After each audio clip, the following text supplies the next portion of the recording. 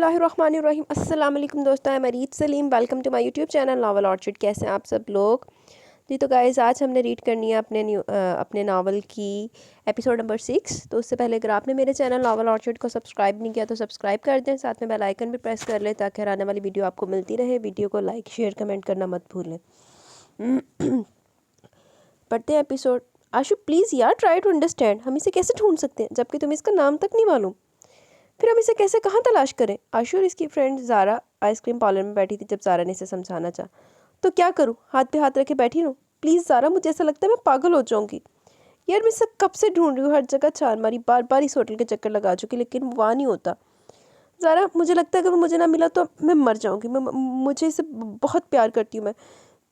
मैंने जब से इसे देखा इसे दुआओं में मांगती जा रही हूँ, लेकिन मेरी कोई दुआ कबूल ही नहीं हो रही। कहाँ ढूंढूं मैं इसे, कहाँ? आशु मुंह पे हाथ रख के फूट फूट के रोने लगी। आशु प्लीज़ स्टॉप क्राइंग प्लीज़। देखो सब लोग देख रहे हैं। आशु इसके साथ वाली चेयर पर बैठे इसे गले लगा लिया। वो आशु के हर जज्बे से वाकिफ़ थी। वो जानती थी वो शख्स जिसे वो जानती भी नहीं इससे बहुत प्यार करती है। पागल है इस शख्स के लिए, इसका रोग इसने दिल को लगा लिया। इसकी बेबसी से वो अच्छी तरह वाकिफ़ थी। चलो एक नज़र वेख के पागल हुई पई उन्होंने। वो भी देखिया की सी सूटे लांदे हुए देखिया सी, तो और फिटे मुँह तेरे थे। Ashu please. I am okay. Ashu अपने आंसू साफ करती बोली तो ज़ारा भी अपनी सीट पर बैठ गई। आशु एक मशवरा दूँ?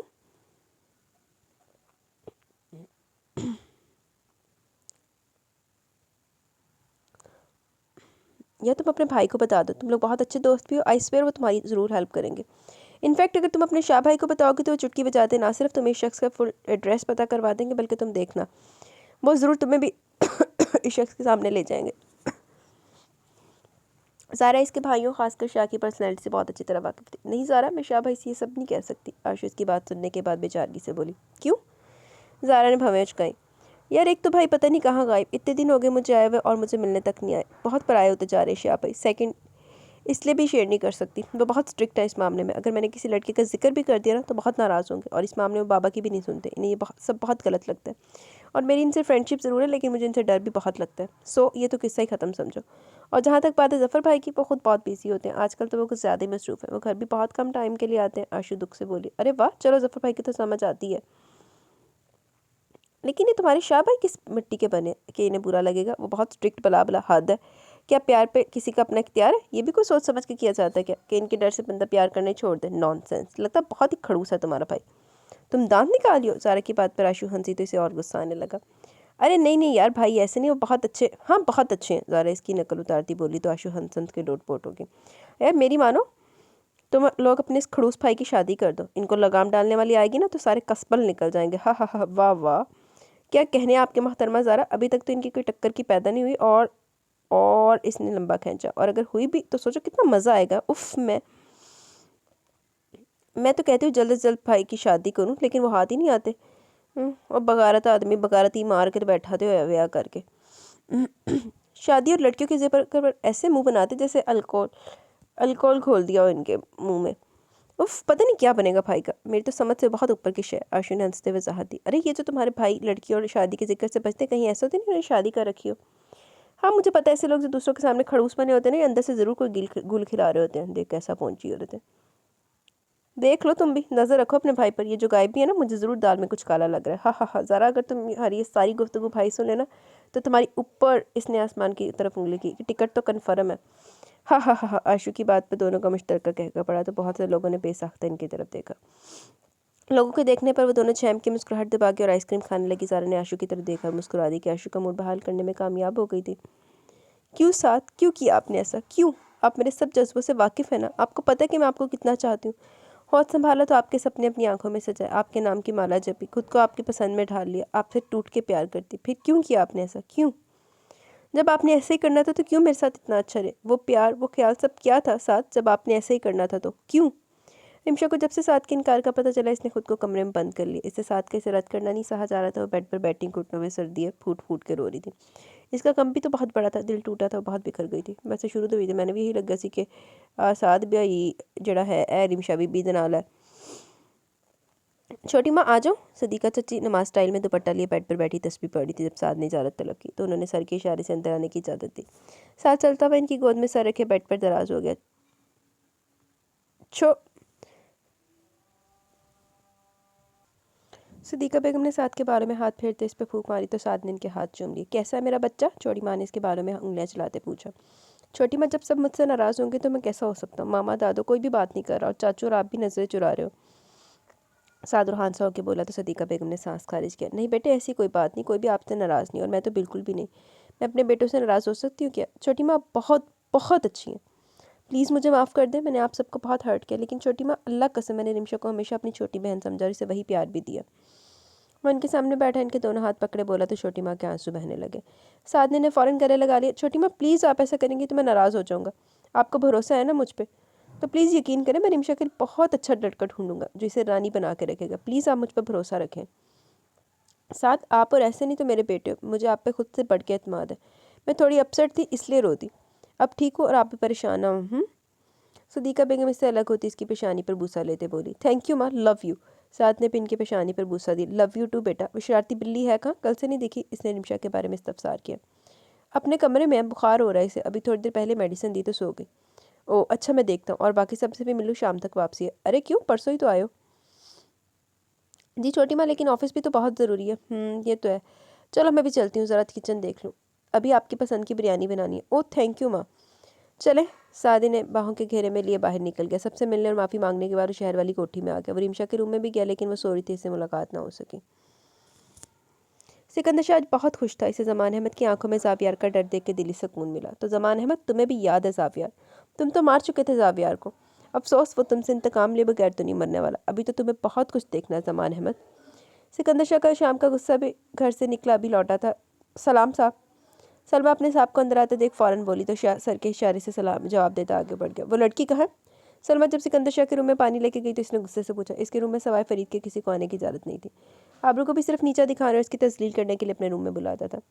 इसके सारे कामों की ड्यूटी भी आबरू पे ही थी और आज तो इसे सुनाने और दिखाने के लिए बहुत सी बातें थी, लेकिन आबरू की बजाय सलमा को आते देख इसका गुस्सा आसमान को छूने लगा। कहाँ है वो लड़की? ये सब इसकी ड्यूटी है ना? तो फिर तुम्हारी हिम्मत कैसे हुई मेरे रूम में आने की? कहाँ है वो इसके सामने आता गुस्से से चिल्लाया तो सरमा डर के पीछे हो गई। साहब, वो लड़की कल से अपने रूम में बंद है। हमने कितनी दफ़ा लॉक किया, आपका धमकी भी दिया, लेकिन वो कुछ ना बोला। रूम भी लॉक्ड है और डुप्लीकेट की भी आपके पास। सरमा ने डरते डरते सारी तफसील बताई। दफ़ा हो जाओ तुम, वो गुस्से से गुर्राया। तो सरमा फ़ौरन उल्टे कदम भागी। हाउ डेयर यू आबरू ज़मान, लगता है अभी तक तुम्हारी अक्ल ठिकाने नहीं आई। वो पैड साइड दराज से की निकालता ज़ोर से दरवाज़ा बंद करता आबरू के कमरे की तरफ बढ़ गया। वो गुस्से से दरवाजे को टांग रसीद करता अंदर आया तो साख्त हो गया। आबरू बेड पर सुकड़ी सिमटी एक हाथ मुंह के नीचे रखे और दूसरा अपने पहलू में गिरा करवट के बल लेटी थी। इसकी खूबसूरत आंखें बंद थी। इसके चेहरे पर सिकंदर शाह के थप्पड़ों के निशान बहुत वाज़ेह थे। इसका होंठ एक तरफ से फटा हुआ था और होंठ से निकलता खून लकीर की सूरत जमा हुआ था। आंसू के निशान भी चेहरे पर वाज़ेह थे। बिखरे बाल आधे बेड पर और आधे आगे को आ रहे थे। वो किसी भी चादर से बेनियाज सुकड़ी सिमटी लेती थी। इसकी उजड़ी हालत देख के एक लम्हे के लिए सिकंदर शाह के दिल को कुछ हुआ। इसने ज़ोर से लब खींचे और आगे बढ़ता इसे उठाने लगा। जब इसकी तरफ बढ़ाया हाथ खुद ब खुद रुक गया। वो चंद लम्हे बेखुद सा इसे देखता और इसे पुकारे बगैर कमरे से निकल गया। जब मर जा के बेगैरता चबल आदमियाँ। नहीं, मुझे नहीं बुरा लग रहा। क्यों मुझे बुरा लगेगा? वो ये सब डिज़र्व करती है। इनफैक्ट इसके साथ इससे भी ज़्यादा बुरा करूँगा। मुझे कोई परवाह नहीं वो जिए या मरे। तू भी यही डिज़र्व करदा सी फिर जो तेरे नाल हुई है। नफ़रत है मुझे इससे, नफ़रत, शदीद नफ़रत। सिकंदर शाह अपने कमरे में गुस्से और नफ़रत से चिल्लाता चक्कर काट रहा था। शाम से रात हो चुकी थी लेकिन आबरू अभी तक रूम से नहीं निकली। सिकंदर शाह को वाज़ेह अपनी इंसल्ट लगी। नींद पूरी कर रही हो? बहुत मज़े की नींद सो रही हो ना आबरू ज़मान? मेरी हुक्म अदूली के बाद मेरी इजाज़त के बगैर ख्वाब खरगोश के मज़े लूट रही हो? मैं तुम्हें बताता हूँ कि मुझसे बदतमीज़ी की क्या सज़ा होती है। वो गुस्से से गाली देते एक बार फिर आबरू के कमरे में आ गया। वो गुस्से से पागल हो रहा था। आबरू, आबरू ज़मान, होश में आओ। आबरू। उसे बुरी तरह झंझोड़ता होश में लाने की कोशिश करने लगा। आबरू को झटका लगा तो वो कसमस आई। इसने आंखें खोलने की कोशिश की जो बार बार बंद हो रही थी। Aabroo, look at me damn it. Sikandar Shah से आंखें खोलते बंद देख के और आंखें खोलते बंद करते देख झंझोड़ता हुआ चिल्लाया। तो आबरू ने आंखें खोलने की कोशिश की लेकिन अपने ऊपर झुके वजूद को देख के इसकी आंखें पूरी की पूरी खुल गई। नहीं, प्लीज़ मुझे ना मारना। मैं बाहर नहीं जाऊंगी। आइंदा बाहर नहीं जाऊंगी। नहीं मारना मुझे। वो सिकंदर शाह को अपने ऊपर झुका देखती चीखती हुई दूर हटी बैकग्राउंड से जा लगी। इसकी आंखें खौफ से फैली हुई थी। वो बार बार एक ही जुमला दोहरा रही थी। सिकंदर शाह ने इसकी तरफ देखा तो इसकी आंखों में डर, खौफ, बेबसी, लाचारी, वहशत क्या कुछ नहीं था। इसका जिस्म खौफ से कपकपा रहा था। सिकंदर शाह के दिल में एक टीस सी उठी। आबरू, इसने जैसे ही आगे बढ़ना चाहा आबरू फ़ौरन पीछे होती खौफज़दा लहजे बोली। नहीं, मुझे नहीं मारना। मैं बाहर नहीं जाऊंगी। नहीं जाऊंगी, कहीं नहीं जाऊंगी। वह ज़ियानी अंदाज में चीखी, इसके आंसू बह रहे थे। आबरू! सिकंदर शाह ने इसे कंधों से थामना चाहा तो वो इसके हाथ झटकते चीखने लगी। नहीं, मुझे मत छूना, खुदा के लिए मुझे मत। आबरू! सिकंदर शाह इसके चीखने पर इसे कंधों से थामे गुस्से से चिल्लाए तो आबरू के डर के खामोश हो गई। इसके आंसू बह रहे थे, इसके लब कुछ कहने की कोशिश में कपकपा रहे थे। सिकंदर शाह के रात वाले जुल्म से इसका मुंह सूजा हुआ था। मैं नहीं ज आई सर शट अप आबरू। इसके टूटे फूटे अल्फाज पे सिकंदर शाह गरजा तो फ़ौरन चुप हो गई। सिकंदर शाह अभी से बेड पर लिटा रहा था। मैं एकदम चुप लेटी रहो। सिकंदर शाह सुरख आंखों से बोला तो आबरू निगाह फेर गई। सिकंदर शाह बाहर निकल गया तो आबरू की पलकों पर अटके आंसू बह निकले। कुछ देर बाद इसे अपने चेहरे पर उंगलियों का लमस महसूस हुआ तो इसने पट से आंखें खोल दी। सिकंदर शाह इसके बिल्कुल पास बेड पर बैठा उंगली से इसके चेहरे पर कुछ लगा रहा था। ये इसने बोलना चाहा। अब तुम्हारी आवाज़ ना आए वरना मुझसे बुरा कोई नहीं होगा, चुपचाप लेटी रहो। सिकंदर शाह सपाट लहजे में बोला तो आबरू की आवाज़ हलक में अटक गई। सिकंदर शाह ने बहुत नरमी से इसके चेहरे पर मौजूद जख्मों पर मरहम लगाई। अब वो इसके फटे होंठ पे अपनी उंगली फेर रहा था। आबरू के दिल की धड़कन तेज़ होने लगी। इसने सिकंदर शाह की तरफ देखा जो चेहरे पर चट्टानों जैसी सख्ती लिए अपने काम में मसरूफ़ था। आबरू निकाह फेर गई। जब मर जाके बेगैरत चवल आदमी। उठो, ये टैबलेट लो। इसने फ्री होते ही टैबलेट निकाल के सख्ती से कहते इसकी तरफ बढ़ाई और दूध का ग्लास भी। आबरू ने बगैर किसी चूचरा के गोली निगल ली और ग्लास खाली ग्लास इसके बढ़ाए गए हाथ में पकड़ा दिया। तुम मुझे सुबह तक बिल्कुल ठीक मिलो, कल बात होगी। हाँ, तू प्यो लगना नब्बा लगना होता बेगैरत आदमी। सिकंदर शाह उंगली उठा के इसे वार्न करता जोर से दरवाज़ा बंद करता निकल गया। मेरे खुदा मुझे मौत दे दे। आबरू फूट फूट के रोदी, इसका सर दर्द से फट रहा था। इधर की ज़िंदगी ना तो वाकई मौत ही बेहतर है। हया बेटा देखो कौन है गेट पे। हया बाबा के लिए सूप बना रही थी जब अम्मी की आवाज़ आई। अम्मी नमाज़ पढ़ रही थी। जी अम्मी। हया आँच कम करती गेट पे आते बोली, जी कौन? ज़मान अहमद यहाँ रहते हैं? बाहर से आवाज़ आई। जी लेकिन आप कौन? हया ने फिर पूछा। आप इन्हें बुलाएं बाहर, इनसे ही काम है। आवाज़ आई। बाबा गेट पे कोई है। मैंने पूछा कौन, लेकिन नहीं बताया। आपका पूछ रहे। हया ने बाबा को आके बताया तो इनकी आंखें फैल गई। तस्बीह इनके हाथ से गिर गई। इनके जहन में पहला ख्याल ज़ावियार का, अगर वो हुआ तो। इससे आगे वो तसव्वुर भी नहीं कर सकते थे। बाबा बेटा जाओ, तुम कह दो पापा घर पे नहीं है। ज़मान अहमद पेशानी पे चमकता पसीना साफ करते बोले। लेकिन बाबा जो कोई भी है आप देख लेना, अगर अभी झूठ बोल भी थे तो फिर आ जाएंगे। अगर यही सिलसिला चलता रहा तो हर रोज़ किसी को गेट पर खड़ा देख के मोहल्ले वाले बातें करेंगे। प्लीज़ बाबा आप जाएं देख लें। हया इन्हें समझदारी से कहने लगी। ज़मान अहमद ने सर हिलाया। जी अस्सलाम वालेकुम। गेट पर पुलिस को देखकर ज़मान अहमद परेशान हो गए। पुलिस का यहाँ क्या काम? वालेकुम अस्सलाम। आप ज़मान अहमद है? पुलिस वाले ने फ़ौरन पूछा। जी लेकिन आप लोग? चलो हमारे आगे लगो, तुम पे केस है, तुम्हें हमारे साथ चलना होगा। केस? कैसा केस? मैंने क्या किया? ज़मान अहमद को शदीद झटका लगा। वाह जी, यानी तुम्हें पता ही नहीं कि तुमने क्या किया। चलो ना हमारे साथ थाने में जाके सब पता चल जाएगा। पुलिस वाले ने आगे बढ़ के ज़मान अहमद को बाजू से पकड़ा। लेकिन मैंने कुछ नहीं किया, आपको गलतफहमी। चलो ज़रा बकबक ना कर, चलो आगे लगो। पुलिस वाला ज़ोर से धक्का देते गुस्से से बोला। ज़मान, एक तो जो पुलिस वालों के कुत्तों की तरह ज़बान चलती है ना, मुझे जहर लगते हैं इस वजह से। ये क्या बदतमीज़ी है? कौन है आप? छोड़े मेरे बाबा को, आपको शर्म आनी चाहिए। हया और सईदा बानो भी ऊंची ऊंची आवाज़ों पर बाहर निकल आई तो हया आगे बढ़ती गुस्से से बोली, ओ बिब्बी हमें ज़्यादा सबक पढ़ाने की ज़रूरत नहीं है, चल चलो, तुम्हें सुनाई नहीं दे रहा? लेकिन मेरे बाबा ने किया क्या है जो आप इन्हें लेने जाना चाहते हैं? हया पुलिस वाले के सामने खड़ी गुस्से से बोली। देखो लड़की, जो भी पूछना पुलिस स्टेशन आके पूछ लेना, लेकिन आप मेरे बाबा को ऐसे नहीं ले जा सकते। मेरे बाबा ने कुछ नहीं किया, खुदारा आप मेरी बात का यकीन करें। पुलिस वाला हया को घूरता ज़मान अहमद के लिए आगे बढ़ गया। हया भी पीछे भाग रही थी लेकिन ज़मान अहमद को पुलिस वाली गाड़ी में बिठाया जा चुका था। बाबा बाबा बाबा।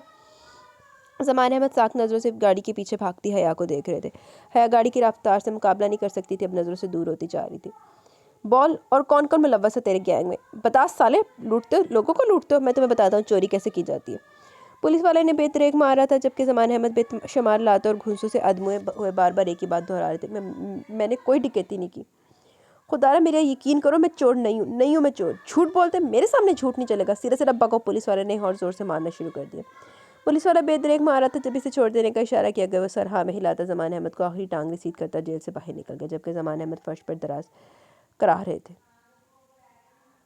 प्लीज़ एएसपी साहब मेरी बात का यकीन करें, मेरे बाबा ने कोई डकैती नहीं की, मेरे बाबा चोर नहीं है। आपको ज़रूर कोई गलतफहमी हुई, मेरे बाबा बेकसूर हैं, प्लीज़ मेरे बाबा को छोड़ दें। एएसपी तलाल इस लड़की की तरफ देख रहा था जिसके सामने वाली चेयर पर बैठी कब से रो रो के हाथ जोड़ती अपने बाबा की बेगुनाही की गवाही दे रही थी। तलाल को गहरे इस्तराब ने घेर लिया। प्लीज़ मेरी बात को देखें मिस, मैं आपको कितनी दफ़ा बता चुका हूँ कि कल आपके फादर इस डकैती में शामिल थे और काफ़ी हाई पैमाने पर लूटमार की गई। आप बार बार मेरा दिमाग ख़राब ना करें तो बेहतर होगा। आप जा सकती हैं। Anees, yes sir. अनीस इन्हें बाहर निकालो। तलाल हया को गुस्से से कहता, अनीस को बुलाया और इसे बाहर ले जाने का हुक्म देता। फ़ोन पे बिजी हो गया। चलो मैडम, अनीस ने ज़बारू से पकड़ना चाहा। जा रही हूँ। भूल गई थी यहाँ किसी को इंसाफ नहीं दिया जाता, और गरीब को तो बिल्कुल भी नहीं। यहाँ सिर्फ पैसा, रिश्वत, झूठ, मुनाफकत ये सब चलता है, इंसाफ नहीं। लेकिन अल्लाह तो है ना इंसाफ देने वाला, वो देगा। हया कुर्सी से उठती बोलती भी निकल गई। तलाल को बहुत दुख हुआ। इसने आज तक किसी बेगुनाह के साथ ज़्यादती नहीं होने दी थी, लेकिन ये शाह, इसने ज़ोर से आंखें भींच ली। क्या बात है साथ, तुम्हारा माइंड कहाँ है? साद और अब्बास मीटिंग से फारिग होकर ऑफिस में आ गए थे। अब्बास को साद की सारी मीटिंग में किसी और ही दुनिया में लगा। मीटिंग एक लम्हे के लिए भी इसकी तवज्जो का मरकज़ नहीं बनी थी। इसने छूटते साद को घूर के पूछा, क्या मतलब? मेरा माइंड तो मीटिंग में ही था। साद ने टालना चाहा। रॉन्ग। सीधे सीधे बताओ क्या प्रॉब्लम है, तुम मुझे अपसेट लग रहे हो। Is everything all right? Abbas अपनी चेयर पर बैठ गया। साद भी इसके सामने वाली चेयर पर बैठ गया। साद, यार मुझे एक बात पूछनी तुमसे, इनफैक्ट किसी के बारे में इन्फॉर्मेशन लेनी है तुमसे, लेकिन तुम मज़ीद कोई बात नहीं पूछोगे। साद ने उंगली उठा के वार्न किया तो अब्बास मुस्कुरा दिया। हाँ हाँ हाँ, ओके, अब बताओ आखिर कौन है जिसने मेरे यार को इतना लट्टू कर दिया कि फिल फॉर इसकी इन्फॉर्मेशन दरकार है। बास शरारत से बोला। शट अप यार। साद ने घूरा। हाँ हाँ हाँ, ओके जनाब, अगर मैं शट अप हो गया तो इन्फो कौन देगा? बास पे शरारती हुआ। बास, हाँ हाँ हाँ हाँ, ओके ओके ओके, चलो बताओ। बास हाथ उठाता बोला, यार तुम्हारी फैक्ट्री में जो जुमान अहमद थे, वही जो आई थिंक बीमार हो, इनकी बेटी तुम्हारे ऑफिस हेल्प के लिए आई थी। यार समझ जाओ ना। इसने उकता के बास की तरफ देखा। क्या समझ जाओ यार, तुम कुछ समझाओगे तो ही मुझे पता चलेगा ना। इसके लापरवाही से बोलने पर साद ने घूरा। यार मुझे ज़मान अहमद की सारी इन्फॉर्मेशन चाहिए। वो जल्दी से बोला। क्यों, क्या फिर से खिदमत खलक का जुनून चढ़ गया? हाँ ऐसे समझ लो, तुमसे जितना कहा है वो करो, ज़्यादा दिमाग लड़ाने की ज़रूरत नहीं है। बास के मानी के इस जुमले पर वो गुस्से से बोला, यार गुस्सा क्यों हो रहे हो? पक्का ये खिदमत खलक की है ये ना? या इसके जुमला अधूरा छोड़ने पर साद ने इसकी तरफ देखा तो इसके चेहरे पर गहरी मुस्कुराहट ने इसे अंदर तक आग लगा दी। गोया वो सब समझ गया था, लेकिन सिर्फ इसे बेवकूफ़ बना रहा था। अब्बास कमीने इंसान, बेहुदा डफर कहेंगे, मैं तुम्हें जिंदा नहीं छोड़ूंगा। अब्बास आ गया और साद इसके पीछे पूरे ऑफिस में दौड़ रहा था। वो इसके ऑफिस का सत्यानाश कर चुका था और अब्बास की बच्ची खासे दुर्गत बना चुका था, जिसने इसे बेवकूफ़ बनाने की कोशिश की। जबकि अब्बास पेज पर हाथ रख के हंस हंस के लोटपोट हो रहा था। बेटा मैंने तुम्हारी हमदर्दियाँ ना उसी दिन देख ली थी जब हया को देख के तुम ऐसे घूर रहे थे जैसे अपने बेडरूम में अपनी बीवी के साथ खड़े हो। हा हा हा हा। इस गुलफशानी पर साद का कहका पड़ा तो अब्बास ने भी इसका साथ दिया। हया क्या बना? कहाँ है तुम्हारे बाबा? वो तुम्हारे साथ क्यों नहीं आए? तुम इन्हें लेने गई थी ना, फिर वो आए क्यों नहीं? हाँ आप ही बाबा कहाँ है? वो घर में दाखिल हुई तो अम्मी और फहद इसे गेट पर ही घेर लिया। हया तुम बोलती क्यों नहीं हो? अम्मी और फहद भी इसके पीछे कमरे में आ गए। हया बगैर बोले दुपट्टा लिए चादर तय करने लगी। हया मैं तुमसे पूछ रही हूँ, कहाँ है तुम्हारे बाबा? बोलती क्यों नहीं? अम्मी ने इसे बाजू से झंझोड़ा। क्या बोलूँ अम्मी? हाँ क्या बताऊँ? कुछ नहीं है बोलने को। यहाँ कोई इंसाफ नहीं चलता, यहाँ कोई पहचान नहीं किसी बेगुनाह की। मुजरिम बनाने के लिए मिनटों में केस बना दिए जाते हैं, यहाँ सिर्फ सज़ा दी जाती है, सिर्फ सज़ा। अम्मी, वो बेबसी रोती चिल्लाई और अम्मी के गले लग गई। अम्मी, इसने अम्मी को सारी बात बताने के बाद पुकारा। हया बेटा परेशान ना हो, ये अल्लाह पाक की तरफ से हम पर बहुत बड़ी आजमाइश है, वही हमें इस आजमाइश से निकालेगा। वो इंसान के लिए अगला दर खोले बगैर पिछला दर बंद नहीं करता। इसने ज़रूर हमारे लिए भी बेहतरीन रास्ता खोल रखा होगा। सब ठीक हो जाएगा, तुम परेशान ना हो। अम्मी से गले लगाए बोली ने खुद को संभालना था। वो देख रही थी हया दिन ब दिन खामोश और मायूस होती जा रही है। वही थी जो इसे और फहद को सहारा दे सकती थी। इन्हें अपने बच्चों के लिए मजबूत बनना था।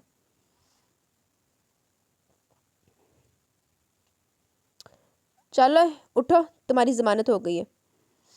ज़मान अहमद फ़र्श पर बैठे घुटनों में सर्दी अपना गुनाह तलाश कर रहे थे, जिसकी पादाश में हवालात में बंद हुए 4 दिन गुजर चुके थे। पुलिस वालों ने काफ़ी ज़्यादा मार लगाई थी, यही वजह थी इनमें बैठने की भी सक्कत ख़त्म हो चुकी थी। पुलिस वाले ने कमीज से पकड़ के खींचते हुए कहा और बाजू से पकड़ता ASP के ऑफिस में लिया। चलो सर का थैंक यू अदा कर जिन्होंने तुझे बचा लिया, वरना, पुलिस वाला गुस्से से बोलता बाहर निकल गया।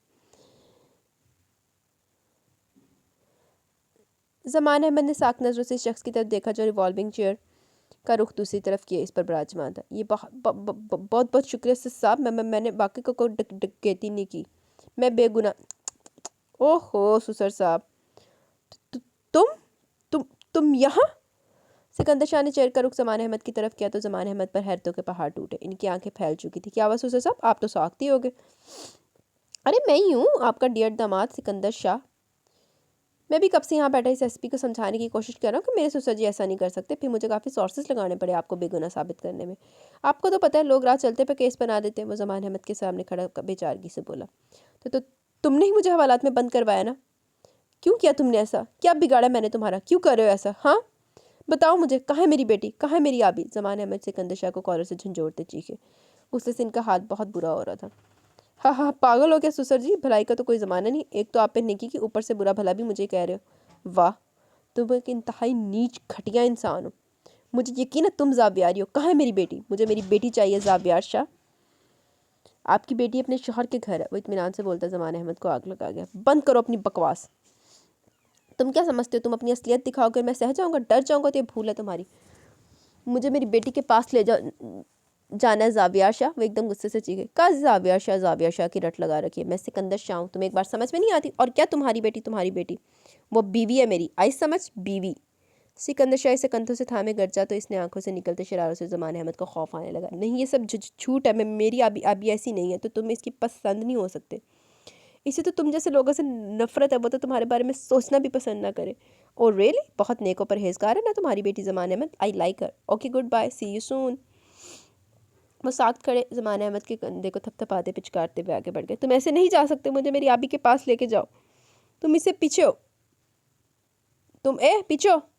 चलो रास्ता पकड़ो, वरना फिर हवालात में बंद कर दूंगा। ज़मान अहमद सिकंदर शाह के पीछे भाग रहा था जब एक पुलिस वाले ने इसका रास्ता रोके गुस्से से कहा, देखो इस शख्स ने मेरी बेटी को किडनैप किया हुआ। प्लीज़ मेरी हेल्प करो, पकड़ो इसको प्लीज़। ज़मान अहमद इस पुलिस वाले के सामने हाथ जोड़े गिड़गिड़ाया। दिमाग ख़राब है तुम्हारा बुड्ढे? तुम जानते भी ये शख्स कौन है और तुम इस पर कैसे इल्ज़ाम लगा रहे हो? अगर एसपी तक तुम्हारी बकवास पहुंच गई ना तो सीधा अंदर कर देंगे, फिर ज़मानत डलवाने वाला भी कोई नहीं होगा। मर जाओ गेड़ियाँ रगड़ते रगड़ते। आ जाते हैं दिमाग ख़राब करने। अब तो मुझे यहाँ ना दिखो।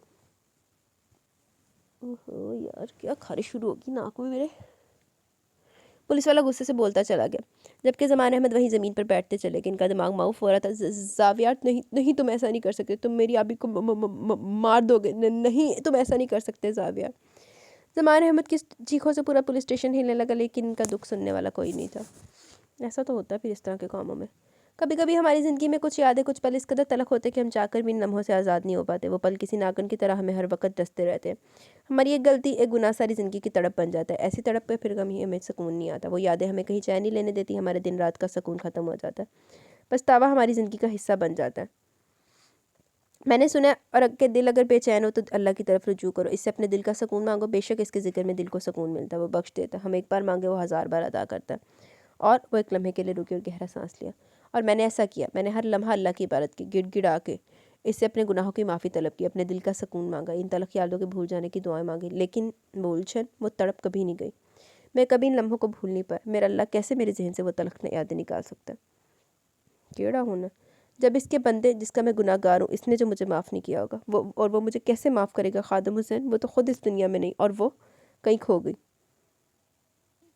मेरा अल्लाह कैसे मेरे जहन से वो तलख यादें निकाल सकता है, जिससे जब इसके बंदे, जिसका मैं गुनाहगार।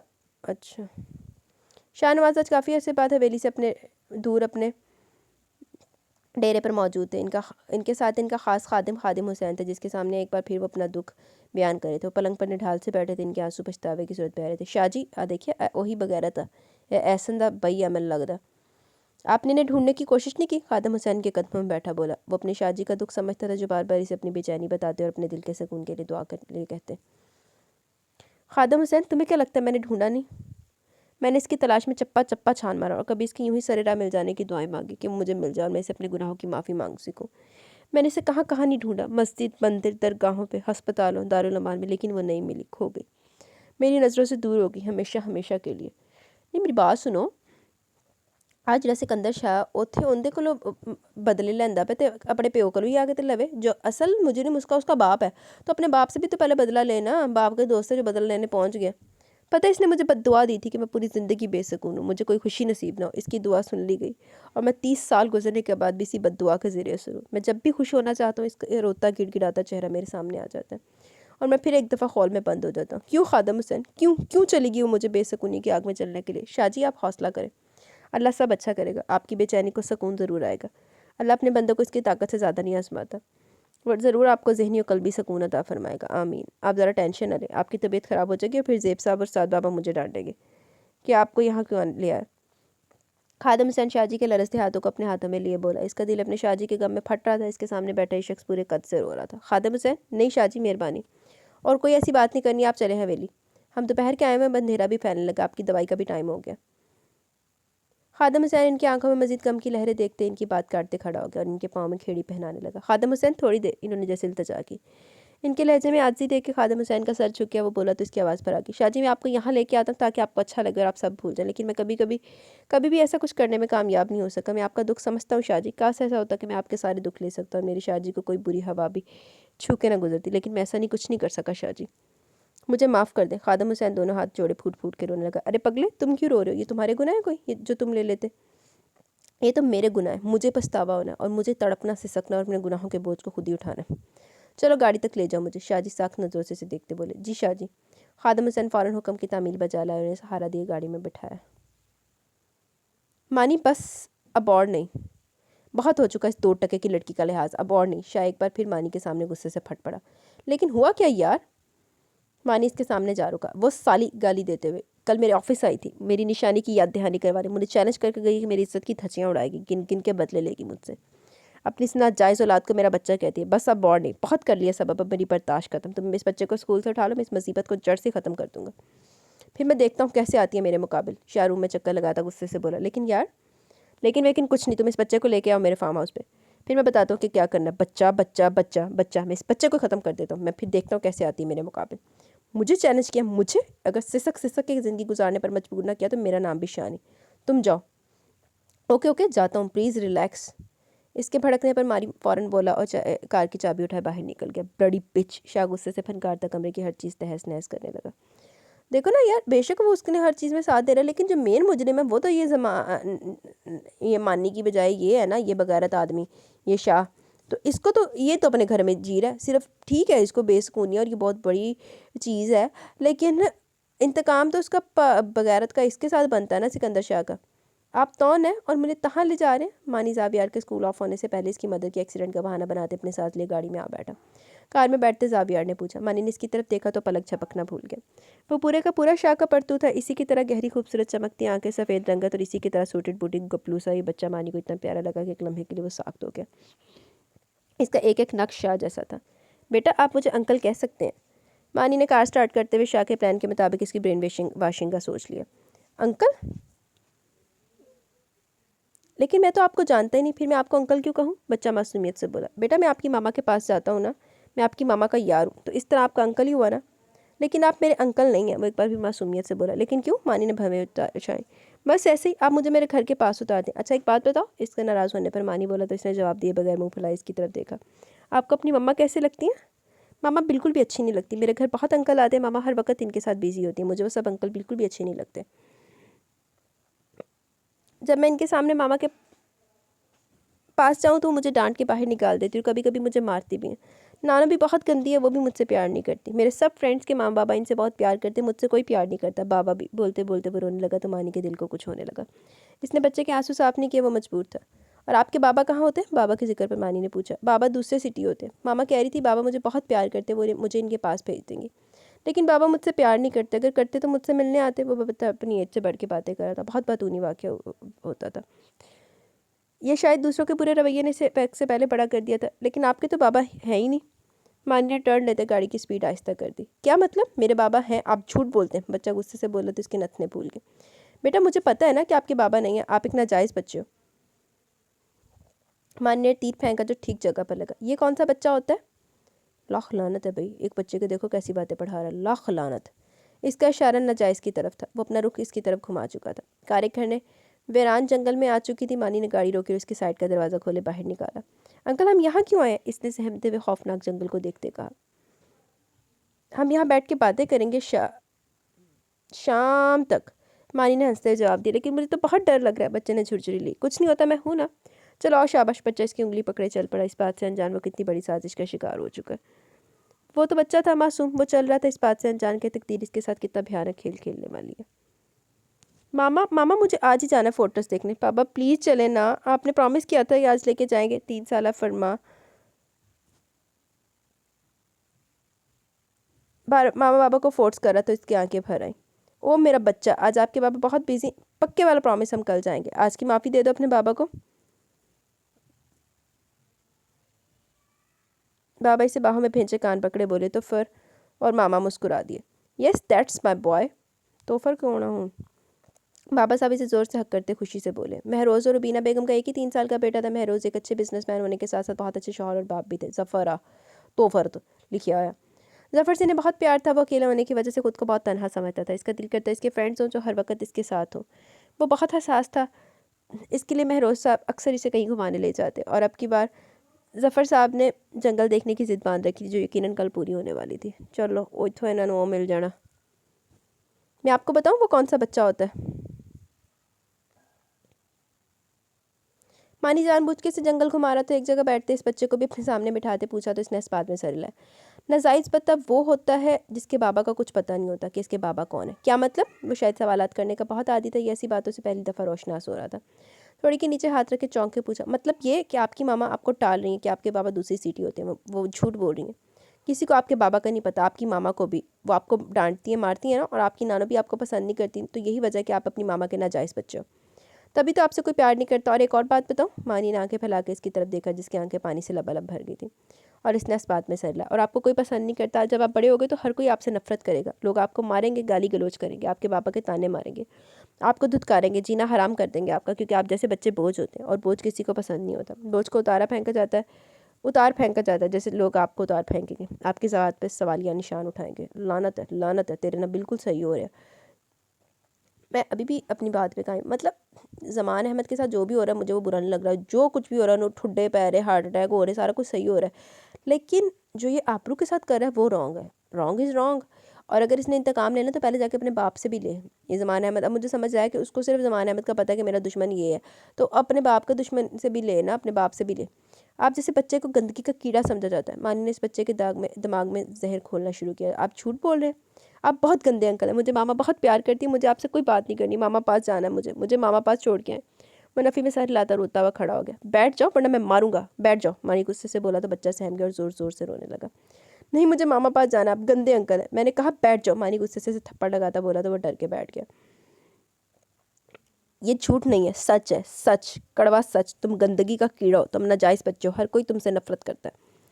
और ये सब कुछ बताने के लिए मुझे तुम्हारी मामा ने कहा है, वो भी तुमसे नफरत करती है इसलिए तुम्हें मारती हैं। अब इसी के कहने पर मैं तुम्हें इस जंगल में लेके आऊँ। इसने कहा मैं तुम्हें यहीं छोड़ के वापस चला जाऊँ। मानी एकदम गुस्से से भड़का, वो थक चुका था बच्चे के सवालों के जवाब दे दे के। अब अंधेरा भी फैल चुका था, इसे वापस भी जाना था। नहीं, आप झूठ बोलते गंदे अंकल, आप, मुझे मामा के पास जाना है। बच्चा इसे ज़ोर से टांगों से भींचे काँप रहा था। तुम कहीं नहीं जा सकते, यहीं रहना तुम्हें इसी जंगल में। मानी से धक्का देते बोला तो वो दूर कांटों पर जा गिरा। इसकी आंखें खौफ से फैल गई। नहीं, मैं यहाँ नहीं रहूँगा, अब यहाँ बहुत अंधेरा, मुझे अंधेरे से बहुत डर लगता है। और जंगल में एनिमल्स भी होते हैं, वो खा जाते हैं। मुझे मामा पास जाना, अंकल मुझे मामा पास लेके जाएं, बच्चा रोते रोते बोला। इसके आंसू तब आतश से बह रहे थे। नहीं, मैं तुम्हें लेके नहीं जाऊँगा, मैं जा रहा हूँ, तुम यहीं रहोगे हमेशा हमेशा के लिए। वो एक बार फिर से धक्का देते गुस्से से बोलता वापस जाने लगा। सी मामा। जावियार इसके धक्के के मारने पर एक बार फिर कांटों पर जा गिरा तो इसके बारों से खून रसने लगा। इसके मुंह से कराह निकली, लेकिन इसे यहाँ छूट जाने का खौफ सता रहा था। वो बेदरे की शख्स के पीछे भागा। अंकल अंकल, मुझे छोड़ के ना जाओ अंकल, यहाँ बहुत अंधेरा है, मुझे एनिमल्स खा जाएंगे, मुझे मामा पास जाना है। वो छोटी छोटी टांगों से हाँफता इसके पीछे भागता जा रहा था। मानी अपने कान बंद के तेज तेज कदम उठाता गाड़ी की तरफ बढ़ रहा था, जहाँ इसकी कार के साथ ही एक और कार में शाइस का इंतजार कर रहा था। आगे तुम छोड़ा इस मुसीबत को। मानी के नज़दीक आने पर शाइस की तरफ बढ़ते बेचैनी से बोला। मानी ने हम पर इत्तेफाक किया। अंकल अंकल, मुझे ले जाओ, अंकल अंकल, आप ऐसा ना करें, मुझे डर लग रहा है, मुझे ले जाएं, मुझे मामा पास जाना। अंकल अंकल, आप मुझे ले जाएं यहाँ से, यहाँ बहुत अंधेरा है। बच्चे शाह की टांगों को जोर से भींचे इसकी मिन्नतें कर रहा था। दूर रहो मुझसे, चलो मान।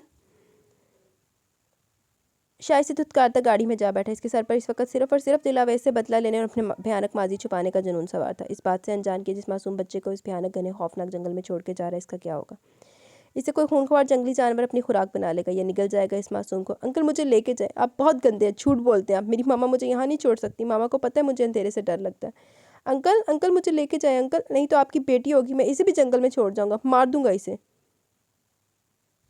अंकल मुझे लेके जाओ। बच्चा मानी की टांगों से लिपटने की कोशिश में थर थर कांपता हुआ अपनी तरफ से इसे धमकी दे रहा था। शट अप, तुम बचोगे तो कुछ कर सकोगे ना। मानी बेटी के जिक्र पर इसे जोर से झांपड़ लगाए कर जाता वो सहम गया। मानी कार में बैठा कार स्टार्ट कर चुका था। इसके साथ वाली सीट पर शाह विराजमान था। अंकल अंकल, मुझे लेके जाओ अंकल अंकल। नहीं नहीं, ऐसा नहीं हो सकता। ज़मान अहमद की आंख भयानक ख्वाब से खुली। इन्होंने पसीने से तर चेहरे पर हाथ फेरा। इसका जिस्म कपकपा रहा था और आंसू खुद ब खुद अपनी जगह बनाते बाहर निकले।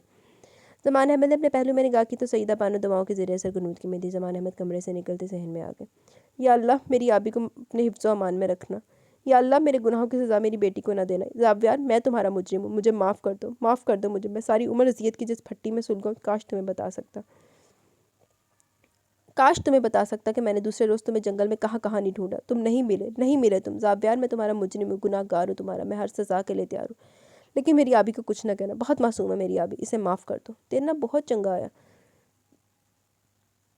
ज़मान अहमद सहन में सीढ़ियों पर बैठे अपने माजी में गुम बहुत बुरी तरह रो रहे थे। अपनी आबी की याद सता रही थी, न जाने वो आबी के साथ क्या सलूक करता होगा। मेरी आबी तुम मर जाएगी। नहीं, मैं अपनी बेटी को कुछ नहीं होने दूंगा। मैं खुद हर सज़ा सह लूँगा, लेकिन अपनी बेटी को इस शख्स के जुल्म का शिकार नहीं होने दूंगा। मैं कल ज़ावियार के ऑफिस जाऊँगा, इससे कहने कि मैं हर सज़ा के लिए तैयार हूँ, लेकिन मेरी आबी को छोड़ दे। हाँ हाँ, मैं जाऊँगा। ज़मान अहमद दोते दोते बड़बड़ाए थे। ज़ावियार की आंखों से निकलते शरारे साफ दिखाई दे रहे थे। इनका पूरा जिस्म कांप रहा था। वो खुद से अहद कर चुके थे कि इन्हें हर सूरत अपनी आबी को बचाना है। इसके लिए चाहे इनकी अपनी जान भी देनी पड़े। वो निढाल से दीवार से टेक लगाए, आंखें मूंद के। अम्मी दुआ कीजिएगा आज जिस जगह इंटरव्यू वो लोग मुझे रख लें। हया हाथ में फाइल्स लिए अम्मी के गले लग के दुआएं लेने लगी। अल्लाह मेरी बच्ची को कामयाब करे, अल्लाह करे तुम्हारी नौकरी लग जाए। अब घर में एक आना नहीं बचा। तुम्हारे बाबा भी पता नहीं आजकल क्या कर रहे हैं। सुबह के जाते शाम को आते कुछ बताते भी नहीं, न जाने क्या चल रहा है इनके दिमाग में। अम्मी परेशान सी बोली तो हया ने इनके हाथ थाम लिए। अम्मी प्लीज़ आप परेशान ना हो। मैं कई दफ़ा बाबा के बाहर जाने की बाबत पूछ चुकी, लेकिन वो कुछ नहीं बताते। बाबा जो कर रहे हैं इन्हें करने दो। बेमकसद बाहर नहीं जाते। मैं पता लगाती हूँ बाबा क्यों कहाँ जाते हैं हर रोज़। अच्छा, मुझे देर हो रही है। आपने परेशान नहीं होना और ना ही ज़्यादा सोचना है। मेरे लिए दुआ कीजिएगा आज काम बन जाए, फिर इंशाल्लाह सब अच्छा होगा। आपने मायूस नहीं होना। जाओ मेरा बच्चा, अल्लाह तुम्हें कामयाब करे, आमीन। अम्मी इसकी पेशानी पर बूसा देती दुआएं देने लगी। अच्छा अम्मी, अल्लाह हाफिज़, अल्लाह हाफिज़, ध्यान से जाना। जी अम्मी, हया कहती बाहर निकल गई। वो काफ़ी देर से फ़हद से अखबार मंगवा के जॉब के लिए ऐड देख रही थी, तो इसे मीर एंड सन्स की कंपनी का ऐड मुनासिब लगा। इन्हें अपनी कंपनी के लिए अकाउंटेंट की ज़रूरत थी। सैलरी भी काफ़ी रीज़नेबल थी, 20,000। हया को पता था इसे जॉब भी नहीं मिलेगी, क्योंकि इसकी एजुकेशन सिर्फ इंटर थी और इसने कोई इजाफी कोर्स भी नहीं किया हुआ था, लेकिन वो उम्मीद नहीं छोड़ना चाहती थी। यही वजह थी कि आज वो इंटरव्यू के लिए जा रही थी। उफ़ या अल्लाह, मुझे जॉब मिल जाए। मीर एंड सन्स में लगता साथ साफ दिया तो जॉब तेरी पक्की है। हया रिक्शे से उतरती मतलूबा बिल्डिंग के सामने खड़ी होगी, जहाँ बिल्डिंग के ऊपर बहुत बड़ा मीर एंड सन्स इंटरप्राइजेस लिखा था। वो मुँह आसमान की तरफ की जवाब मांगने लगी। उफ़, कितनी बड़ी बिल्डिंग है, मैं तो यहाँ गुम ही हो जाऊँ। वो इर्द गिर्द देखती सोच रही थी और पास से गुजरने वालों से ऑफिस का पूछने लगी। उफ़, हया जब थकी हारी हॉल में पहुंची तो पहुंची लड़कियाँ बैठी इंटरव्यू के लिए इंतजार कर रही थी। हया ने लड़कियों को देख के थूक निकला। हर लड़की एक से बढ़ के एक मॉडर्न थी और हया पिंक कलर के सादे से सूट में बड़ी सी चादर लिए हुए थी। सभी लड़कियों ने इसकी तरफ देख के सरगोशियाँ शुरू कर दी। हया के हाथ में फाइल्स लरस रही थी। इसे लगा बस आज की जॉब भी गई हाथ से। यार साथ, प्लीज़ इंटरव्यू शुरू करो, नहीं तो मैं अभी जेब अंकल को कॉल मिलाने वाला हूँ। अब्बास कब से मूड बनाए साथ पर भड़क उठा। तो चाचू के ऑफिस में जाके कर लो ना इंटरव्यू, मेरा दिमाग क्यों चाट रहे हो। साथ गुस्से से बोला। वाह क्या एटीट्यूड है, यानी कि इंटरव्यूज़ तुम्हारे डिपार्टमेंट के लिए होने, अकाउंटेंट तुम्हें तुम्हारे ऑफिस को चाहिए, इंटरव्यूज़ लूँ मैं। वाह वाह, क्या वाह वाह। मुझसे पूछ के आज इंटरव्यूज़ की डेट फाइनल की थी। मैं भी नहीं करने वाला, जा रहा हूँ। वापस भेज दो सबको, जब मेरा मूड होगा तो हो जाएंगे इंटरव्यू। साथ गुस्से से फटकता जाने लगा जब अब्बास ने इसका रास्ता रोक लिया। उफ़ उफ़ साथ, प्लीज़ मेरे बाप बैठ जाओ। तुम बेशक कुछ ना बोले, मैं मैनेज कर लेता हूँ सब इंटरव्यूज़। पता नहीं तुम दोनों चाचा भतीजा एक साथ बिजनेस कैसे रन करते हो, जबकि बहस आप दोनों की। उफ़, मैं तो मुफ्त में हर बार पिस जाता हूँ। अब्बास इसे आराम करता बोला तो साथ इसे आंखें दिखाते अपनी चेयर पर बैठे अपने सामने मेज़ पर पड़ा लैपटॉप खोल लिया। यस, 1 बाय 1 भेजे सबको, अब्बास ने इंटरकॉम उठाए कहा। उफ़ यार, क्या बॉस है, गॉर्जियस, टॉल एंड हैंडसम। उफ़, मैं तो फुल दीवानी हो गई। एक लड़की इंटरव्यू देखने के लिए तो बॉस की पर्सनालिटी के कसीदे पड़े जा रही थी। हया को अफसोस हुआ इस लड़की की सोचो तर्ज गुफ्तगू पर। किस पे बाकी से किसी नामहरम का जिक्र करी थी, जैसे इस शख्स के इशारे पर इसकी गोद में पके फल की तरह गिरने को तैयार हो। 3 घंटे गुजर चुके थे हया को इंतजार करते करते। जैसे जैसे इंटरव्यूज़ अपने अख्ताम को पहुँच रहे थे, हया के दिल की धड़कन तेज़ हो रही थी। यार प्लीज़ बंद भी करो अब, मुझे एक का भी इंटरव्यू पसंद नहीं आया। सीवीज तो अच्छी खासी, लेकिन किसी के पास प्रैक्टिस वर्क नहीं, और बन के ऐसे आएंगे जैसे मैंने इन्हें प्रपोज करना है। नॉनसेंस, प्लीज़ बंद करो। सादुक ताके बोला। शट अप यार, तुम चुप करके बैठे रहो। दूसरी तरफ हया ज़मान। हया अपने नाम की पुकार पर चौंकी तो वहाँ मौजूद लड़की इसके पास आके बोली, जी मैं हूँ, जाएँ आपकी बारी है। एंड इसके बाद कोई इंटरव्यू नहीं। जिन गर्ल्स के इंटरव्यू रहते हैं इन्हें नेक्स्ट डेट इशू कर दी जाएगी। यू मे गाओ नाउ। वो लड़की सब गर्ल्स को कहती चलेगी। ऑफिस की तरफ जाते हैं कि टांगे बुरी तरह लरस रही थी। वो ऑफिस के सामने खड़ी सोच रही थी कि जाए या नहीं। मिस हया, आप अभी तक यहाँ खड़ी हैं क्यों? वो लड़की इसके पास आए गुस्से से बोली तो हया डर गई। वो सॉरी, मैं जा रही हूँ, सॉरी। साथ अपने लैपटॉप पर बिजी था जब एक बार फिर नॉक हुई। यस, इजाज़त मिलने पर अंदर आने वाली हस्ती को देख के अब्बास हैरान रह गया। अस्सलाम वालेकुम सर। हया भी अब्बास को पहचान चुकी थी और अभी से कोई उम्मीद थी कि जॉब भी गई। इसने आगे बढ़ के सलाम किया। वालेकुम अस्सलाम। साथ अब्बास ने हुनकारा भरते जवाब दिया। इसका मकसद साथ की तवज्जो दिलाना था, जो कि वाकई मतवज्जा हो चुका था। साथ ने अपने सामने खड़े वजूद को देखा तो साख्त रह गया। इसे बिल्कुल यकीन नहीं आ रहा था जिस लड़की को देखने के लिए वो तरस रहे हुए अचानक यहाँ इसके ऑफिस में इसके बिल्कुल सामने मौजूद है। साथ, अब्बास ने साथ को घूरा तो इसे नज़रअंदाज के चेयर पर रिलैक्स सा बैठा टिकटिकी बांधे हया को देखने लगा, जो सादा से सूट में चादर लिए बहुत प्यारी और कंफ्यूज लग रही थी। हया, उफ कमीना, ऐसे घूरा जैसे सालम निकल जाएगा खोता। हया ने दिल में साद को गालियों से नवाजा। अब्बास, मिस हया, फाइल। हया अपनी सोच में गुम थी जब अब्बास की आवाज़ पर चौंकी। हया, अच्छा डायलॉग शुरू कर दे। Yes sir. हया ने फाइल अब्बास के सामने रख दी। इसके हाथ कांप रहे थे, साथ मुसलसल इसे देख रहा था। अब्बास इसकी सीवी देख रहा था जब साथ के चेहरे आवाज़ पर इसके चेहरे पर मुस्कुराहट फैल गई, जो बहुत खूबसूरती से छुपा गया। फाइल बंद करके टेबल पर रखी हया को देखने लगा। हया, उफ पूरा खड़ूस है, सब कुछ सीवी में लिखा जो है पढ़ लो। हया ये सब दिल में ही सोच सकी। मिस हया, आई थिंक आप इंटरव्यू के लिए नहीं आई, आप जा सकती हैं। साद ने अब्बास को खुरा जैसे साफ नज़रअंदाज किया। हया से मुखातिब था। Sir sorry sir, I am extremely sorry sir, मेरा नाम हया जमान। वुमेन कॉलेज से इंटर किया। अब्बास, अच्छा आपने जॉब के लिए हमारी डिमांड्स पढ़ी थी? अब्बास इसकी बात करते बोला तो हया की आंखें भर आईं। वो बहुत मुश्किल से खुद पर कंट्रोल किए हुए थी। यस, बस वो इतना ही कह पाई। तो आपने यहाँ के हमारा टाइम, अब्बास ने कहना चाहा जब साद इसकी बात काटते बोला। मिस हया, आप कल से ज्वाइन कर सकती हैं। अपॉइंटमेंट लेटर आपको इशू कर दिया जाएगा एंड हमारे वर्कर्स आपको ट्रेन करेंगे। हया आंखें फाड़े साद की तरफ देखने लगी। से यकीन नहीं हो पा रहा था कि इसे जॉब मिल सकती है। साद को साख्त खड़ी हया इतनी प्यारी लगी, इसका दिल चाह वैसे खड़ी रहे, वो इसे देखता रहे। मिस हया, आप जा सकती हैं, अब्बास ने कहा। Yes sir. Sir thank you so much sir, मैं कल ही से आ जाऊँगी सर। Thank you sir. अल्लाह हाफिज़ सर। हया फ़ाइल उठाए जल्दी जल्दी बोलती ऑफिस से निकल गई। वो खुश थी, बहुत खुश। वाओ मिस्टर साद रज़ा मीर, आपने तो कमाल कर दिया। इतनी हाई क्वालिफाइड लड़की को एज एन अकाउंटेंट अपॉइंट करके। हया के जाते अब्बास ने क्लैपिंग करते साद पर तंज किया तो साद ने से बुरी तरह घूरा। शट अप यार, तुम कमीने उल्लू के पट्टे, इसका इंटरव्यू तो ऐसे लेते जैसे मैंने बोला था कि सब पूछो। और हाँ, मुझे ज़्यादा पता है किसे रखना है किसे नहीं। वाह, उल्टा चोर को तवाल को डांटे, बदतमीज इंसान। भलाई को तो ज़माने में जाओ मरो, आज के बाद मैं तुम्हारे किसी काम नहीं आने वाला। अब्बास से बेनुकत से नाता जाने लगे जब साद इसकी राह में हाइल हो गए। प्लीज़ प्लीज़ प्लीज़ यार, मैं तो मजाक कर रहा था। इनफैक्ट मुझे तो तुम्हें थैंक यू कहना चाहिए कि तुम्हारी वजह से हया यहाँ है, वरना मैं तो इंटरव्यू कैंसिल करने वाला था। ओ आई एम सो हैप्पी। साद बेसाख्ता इसके गले लग गया तो अब्बास भी मुस्कुरा दिया। नो जनाब, सिर्फ थैंक यू से काम नहीं चलेगा। अच्छा सा डिनर, वो भी मेरी पसंद का। अब्बास इससे अलग होता चहक के बोला।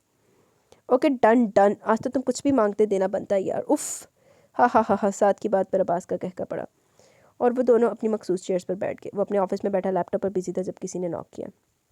Yes sir. सफ़ीर इजाज़त मिलने पर अंदर आया और अपने बॉस के फारिग होने का इंतजार करने लगा। बोलो सफ़ीर, सिकंदर शाह मसरूफ़ सा बोला। सर वो साहब आज फिर आए हैं सर, हर बॉडीगार्ड इसकी दुर्गत बना दे, लेकिन बहुत अजीब शख्स है।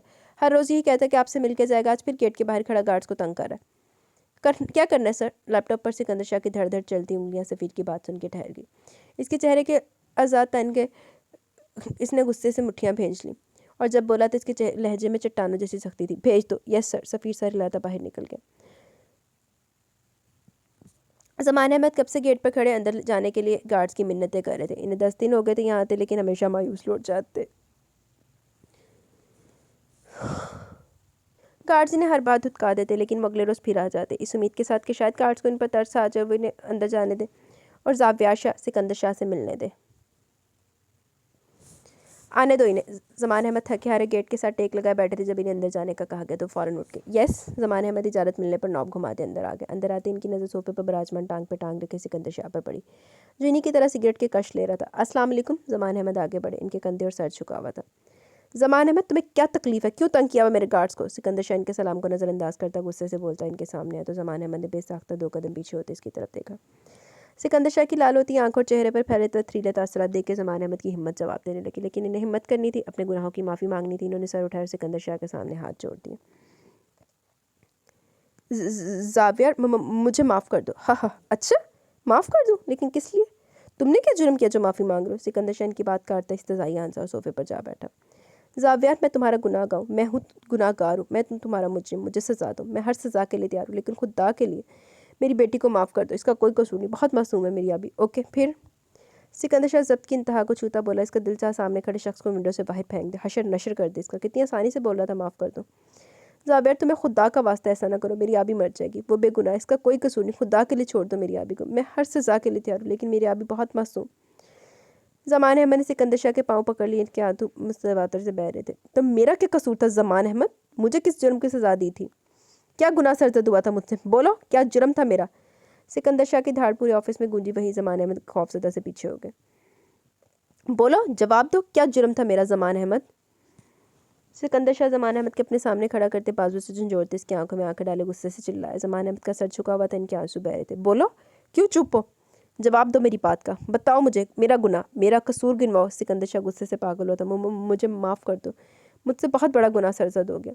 ज़मान अहमद एक बार फिर हाथ जोड़ने लगा, जिन्हें सिकंदर शाह ने बहुत बेदर्दी से झटक दिया। तुम कातिल हो मेरे ज़मान अहमद, कातिल, मेरी खुशियों के कातिल। मेरे बचपन को छीन लिया तुमने, मुझे जीते जी मारा तुमने, मुझे सवालिया निशान बनाया तुमने, और मेरे अंदर इस कदर नफरत भरी तुमने। ज़मान अहमद, क्यों किया तुमने ऐसा? क्या जुर्म था मेरा? किया तो मुझ पर रहम, खाया था मुझ पर तरस। इसी तरह इसने आगे बढ़ते ज़मान अहमद के बहते आंसू पे दर्दी से रगड़ डाले, जबकि ज़मान अहमद साख्त हो गए। इसी तरह रोया था मैं तुम्हारे सामने, गिड़गिड़ाया था, रहम की भीख मांगी थी, तुम्हारे पाँव पड़ा था, किया था मुझ पर रहम। एक बार भी नहीं सोचा कि इस वीरान खौफनाक जंगल में 4 साल का बच्चा किसी वहशी दरिंदे का शिकार हो जाएगा। एक बार भी तुम्हारी ज़मीन ने तुम्हें नहीं ललकारा था, एक बार भी नहीं सोचा था। और सिकंदर शाह गुस्से से चिल्लाता रुख मोड़े, अपनी आंखों की नमी को बेदर्दी से साफ हो चुका था। जब मैं बेकसूर होते हुए कसूरवार ठहराया गया, मैंने बेगुनाह होते हुए सज़ा काटी, तो आबरू ज़मान क्यों नहीं? नहीं तो तुम मुझे सज़ा दो, मुझे मार दो, लेकिन मेरी आबी को छोड़ दो, वो मर जाएगी। ज़मान अहमद एक बार फिर इसके सामने हाथ जोड़ने लगा। कोई नहीं मरता, मैं मरा था?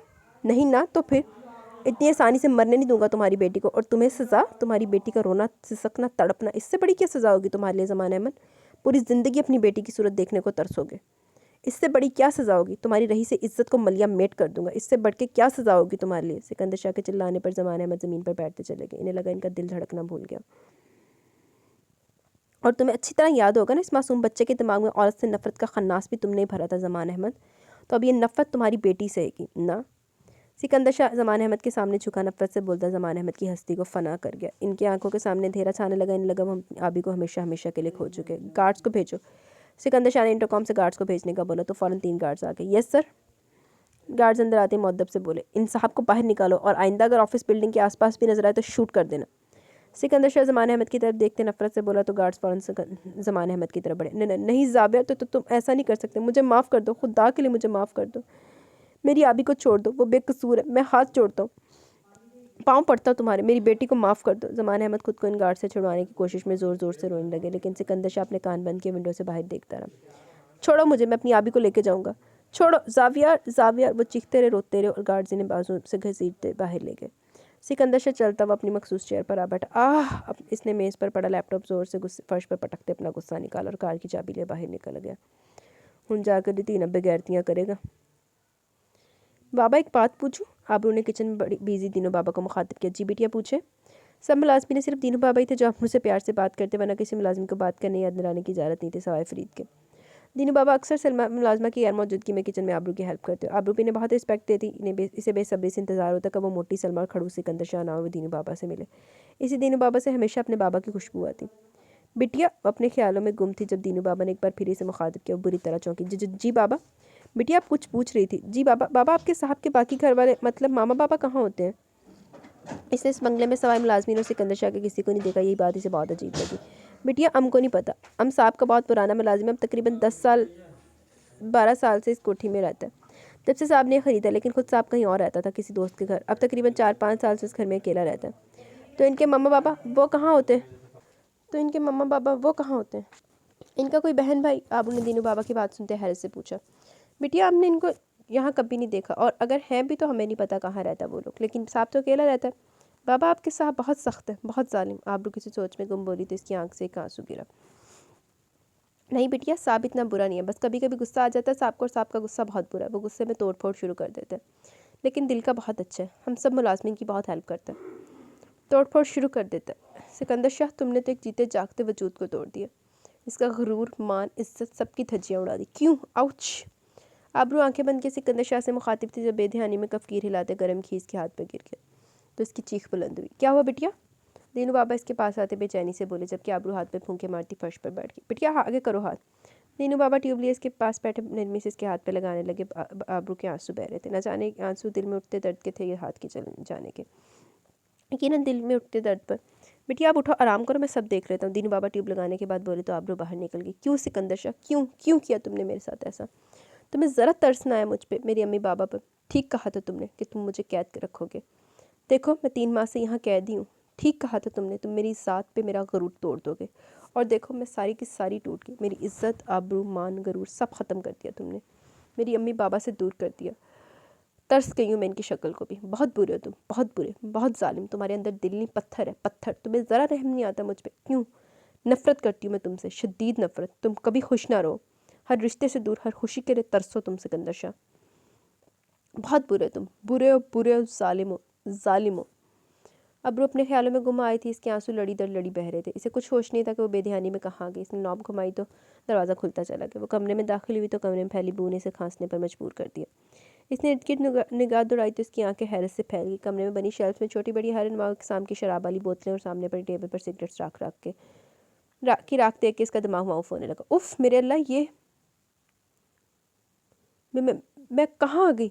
कमरे को देखकर इसकी सिट्टी गुम हो गई। इसने बेसाख्ता दरवाजे की तरफ दौड़ गई। मैं ये सीढ़ियाँ सेकंड फ्लोर पर जाती हूँ और तुम ऊपर जाने की गलती कभी ना करना अब्बू ज़मान। मेरी नज़र हर वक्त तुम पर है। धोखा देने या ज़्यादा होशियारी दिखाने की कोशिश कभी ना करना। Get it? सिकंदर शाह की कुछ दिन पहले दी गई वार्निंग या इसके कानों में गूंजी तो इसके रोंगटे खड़े हो गए। उफ, मैं सेकंड फ्लोर पर? ये मैं कैसे? अगर सिकंदर शाह ने देख लिया तो? इस तो से आके सोच के आप उन्हें खौफ से झुरझुरी ली। इसके हाथ पाँव फूल गया। उसने फ़ौरन दौड़ लगाई। वो तेज़ तेज़ भागने के चक्कर में कई बार गिरते गिरते बची और सीढ़ियाँ उतरती कमरे में आके लंबे लंबे सांस लेने लगी। या अल्लाह, तेरा शुक्र तूने मुझे बचा लिया। इसने वॉशरूम में जाके मुंह पर ठंडे पानी के छींटे मारते अपना डर ज़ाहिर करने की कोशिश की। वो पिछले 5-6 घंटों से बेमकसद सड़कों पर गाड़ी दौड़ा रहा था। इसने दिल खोल के सिगरेट का धुआं अपने अंदर उतारा। इसकी आंखें जब्त की शिद्दत से लाल हो चुकी थी। स्टीयरिंग पर इसकी गिरफ्त बहुत सख्त थी। फरीद बार बार इसे कॉल करा था लेकिन इसे उठाना ज़रूरी न समझा। आबरू ज़मान, मैं घर आऊँ तो तुम मुझे ना दिखो वरना बहुत बुरा होगा। इसने स्टीयरिंग पर मुक्का मारते अपना गुस्सा निकाला। या अल्लाह, ये तूने मुझे किस दलदल में गिरा दिया जहाँ से मैं ना निकल सकती हूँ ना इस दलदल में रह के सांस ले सकती हूँ।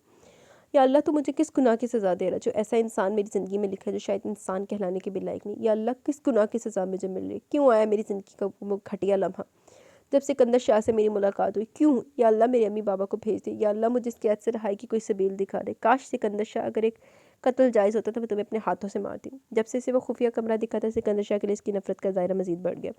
लेकिन वो बेबस थी, सिवाय कोड़ने के कुछ नहीं कर सकती थी। वो कारपेट पर बैठी आंखें मूंदे सिकंदर शाह को कोसती इसका इंतजार करती जिसके हुक्म के बगैर इसे सोने की भी इजाज़त ना थी और इसे डिनर सर्व करना भी इसकी ड्यूटी थी। वो घुटनों में सर्दी लाउंज में बैठी सिकंदर शाह के लिए इंतजार में महवे इंतजार थी। इस सिकंदर शाह के लिए जिसने इसका सब कुछ छीन लिया। फिर भी गाड़ी के मखसूस हॉर्न पर इसने घुटनों से सर उठा, आंसू साफ कर किचन की तरफ चल दी।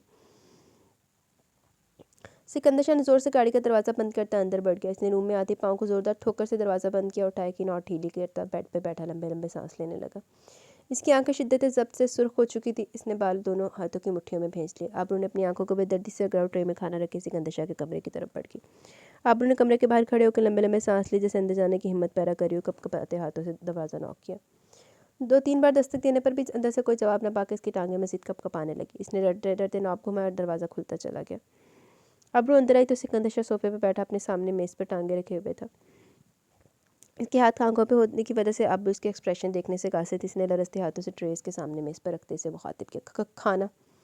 सिकंदर शाह बेनियाज बना अपने ख्यालों में गुम था जब एक बार फिर आबरू ज़मान की आवाज़ इसके कानों में गूंजी, खाना। इसने ज़ोर से आंखें भींची। मैंने रूम में आने को बोला था। हाँ? आबरू ट्रे रखे वापस जाने लगी जब सिकंदर शाह की जोरदार धाड़ और ठोकर से ट्रे आबरू के कदमों में जा गिरी और इसके कदम वहीं रुक गए। इसकी आंखें खौफ से फैल गई जिसे आगे बढ़ने की हिम्मत ना पैदा हो चुकी हो। सिकंदर शाह उठता हुआ इसके सामने आते इसके बाजू को झटकते गुर्राया। आबरू ने खौफ से आंखें भींच ली। बोलने की कोशिश में इसके अल्फाज मुंह में दम तोड़ गए। बहुत शौक है मेरे कमरे में आने का? हाँ, समझती क्या हो तुम? हो तो तुम 2 टके की लड़की मेरे कमरे में आने का ख्वाब देख रही हो? मेरे सपने देखना बहाने बहाने से मेरे कमरे आने का बहुत शौक है तुम्हें? मैं शट अप, खबरदार जो एक लफ्ज़ भी मुंह से निकाला तो। सिकंदर शाह इसका मुंह हाथ में जकड़े गुर्राया तो आबरू को अपना जबड़ा टूटता महसूस हुआ। इसकी हिम्मत जवाब दे चुकी थी। इसके दिल की धड़कन मध्यम हो चुकी थी। क्या समझती हो ऐसे ओछे हथकंडों से मुझे फंसा लोगी? तो ये भूल है तुम्हारी। हो क्या तुम? क्या सोच के ऐसी घटिया हरकतें करती हो? मैं सिकंदर शाह तुमसे इंप्रेस होऊंगा? अभी मेरा मेयार इतना भी नहीं गिरा अब्रू ज़मान। तुम्हारी तरफ देखना भी तौहीन समझता हूँ। किसी सज़ा से कम नहीं हो तुम मेरे लिए, बदकिरदार बाप की बदकिरदार बेटी। आबरू को लगा सिकंदर शाह इसकी ज़ात के परखच्चे ही नहीं उड़ा रहा बल्कि तेज़ धार आले से काट रहा। इतनी तस्लील, इतनी नफरत। इसके आंसू जगह बनाते फ़ौरन उमड़ आए।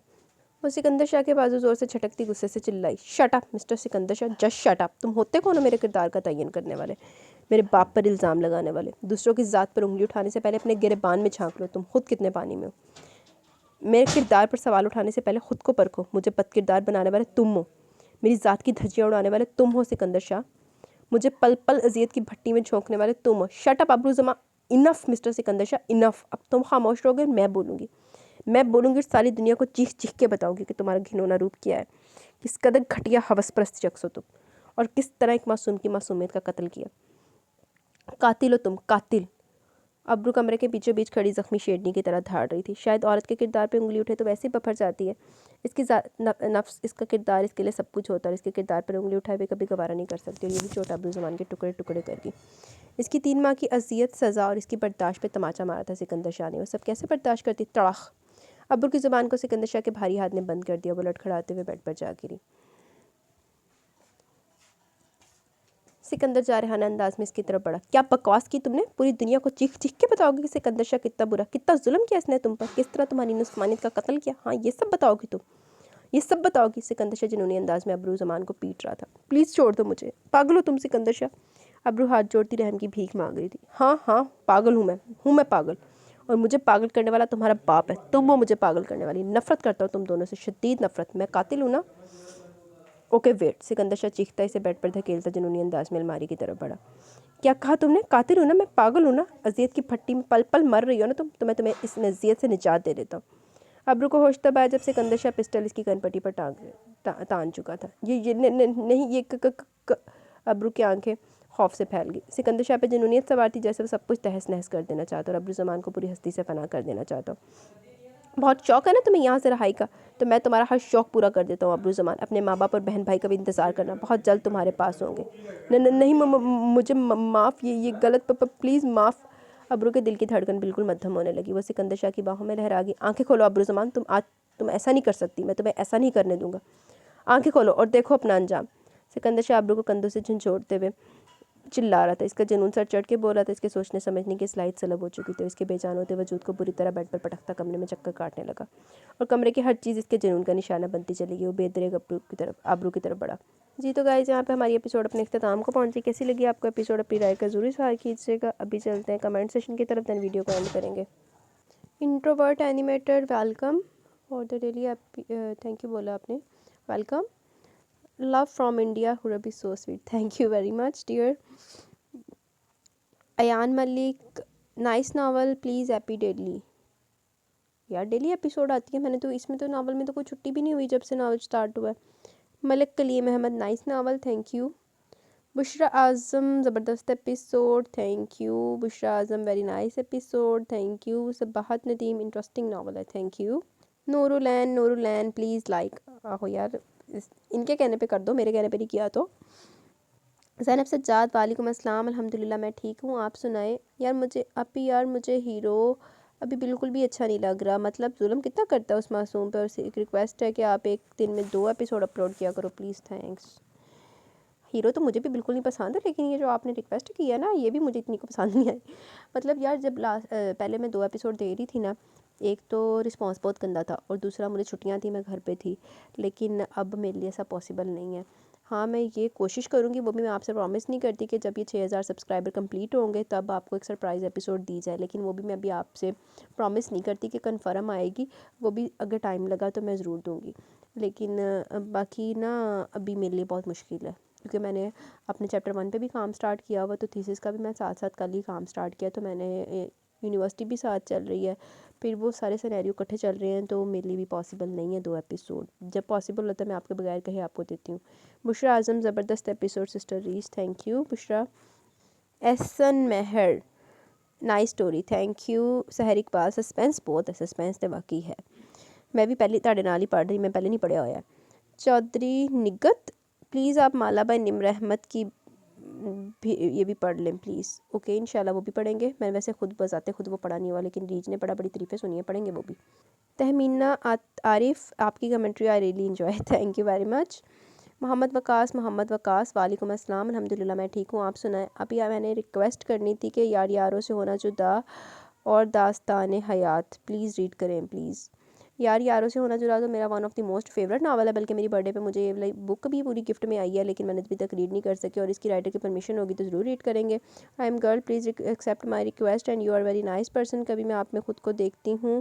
पहले मैं लाइफ में बहुत ज़्यादा ओवर थिंकिंग करती थी। पहले कभी भी मैंने अपनी लाइफ में कॉलेज लेवल तक नावल नहीं पढ़े, और फिर मैं समझती थी बस इनमें वही रोना धोना होता है। पर अब मैं अभी पर नहीं, मैं अभी तक आपकी वॉइस में जन्नत के पत्ते पी रहे कामिल और दो मनी बेस्ट फ्रेंड वाला जिसमें असफन था और उसकी दोस्त आपके फेवरेट था।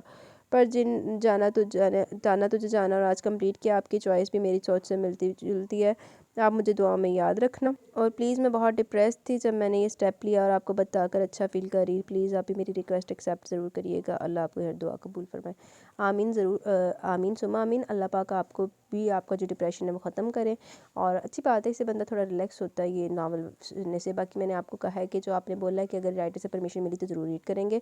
बाकी हमारे कमेंट सेक्शन इख्तिताम को पहुँचा। मुझे इजाज़त है, जल्द मिलेंगे। अल्लाह हाफिज़।